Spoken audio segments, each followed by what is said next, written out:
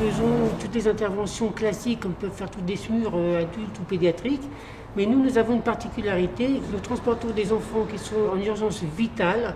Et c'est un transport qui est fait sous circulation extracorporelle. Alors, avec ce camion, nous allons jusqu'à 300 km, c'est-à-dire à peu près une limite à Dijon au sud et Lille au nord, avec une équipe constituée de notre équipe habituelle du SMUR, à savoir le médecin, l'infirmière et l'ambulancier, renforcée par l'équipe de Trousseau, un médecin, un chirurgien et une infirmière pompiste. Un des objectifs dans cette conception de nouveaux modules, c'était d'améliorer le confort et l'ergonomie.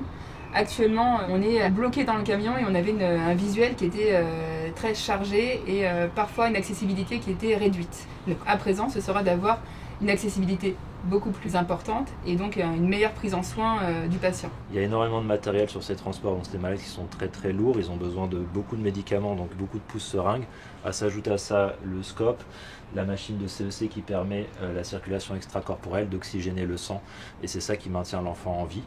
Donc ces paramètres de cette machine doivent être accessibles à tout moment, tout ce qui nous permet de monitorer l'état vital de l'enfant. Donc ça va nous permettre vraiment d'avoir l'enfant qui est bien installé de façon sécuritaire, confortable, et d'avoir accès pour pouvoir réagir rapidement en cas de besoin. Notre souhait par rapport au module, c'est donc de pouvoir développer ce système-là dans tous les autres SMUR de France, sachant qu'actuellement nous sommes les seuls en Île-de-France à pouvoir faire ce type de transport.